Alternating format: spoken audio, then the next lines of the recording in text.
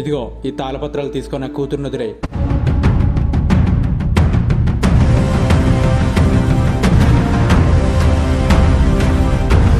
ఇక్కడ నుండి ఊర్లో ఒక్క ప్రాణం పోయినా అక్కడ నీ కూతురు ప్రాణం పోతుంది. ఇక్కడ ఉంటాను, నేను వెళ్తాను. సరే జాగ్రత్త రా. జై శ్రీరామ్.